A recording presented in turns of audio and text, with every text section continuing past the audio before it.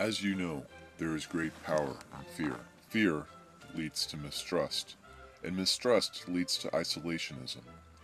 This in turn leads to people such as yourself searching for truth of some kind. You're not really sure what you're looking for, you just know that something is wrong. So you find yourself wanting to question the status quo with vague and abstract terminology and convincing your fragile ego that you're better than the masses that just don't get it. You need something, you realize, to make you feel special, but you still have no idea what it is.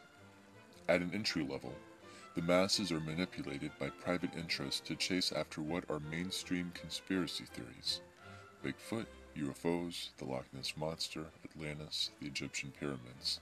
These are all heavily marketed to the inquiring and open-minded masses to distract them and keep them occupied from issues of greater importance. From this group lies a subgroup that is more interested in events from 9/11 to secret meetings of elite organizations such as the Trilateral Commission or Bohemian Grove.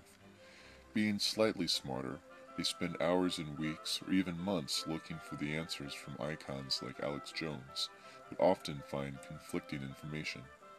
They're lost in a loop of trying to find credible information, assuming they have critical thinking capacities. Within another subgroup lies a deeper, more sophisticated group of scholars who read Project Censored, to Howard Zinn, to John Taylor Gatto, to sources such as disinformation.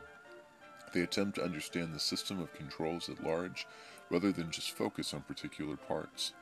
They understand that one of the greatest conspiracies lies within the design of the educational system in both the majority of schools and the media.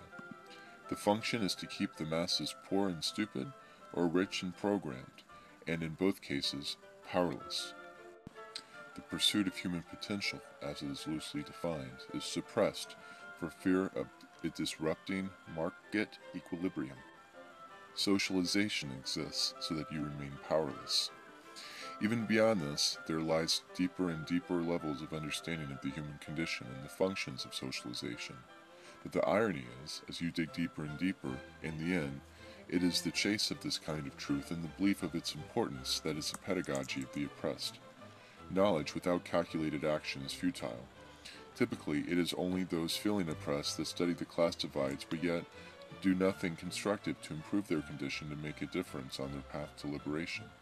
And even if they do acquire wealth, which is only the first step, they don't even know how to take the next steps. So then you ask yourself, how do I set myself free? But you fail to recognize that the terminology of the question predetermines the terminology of the answer, for which there is no answer. You find yourself trapped in a realm of philosophy that can only lead you from nowhere to nothing.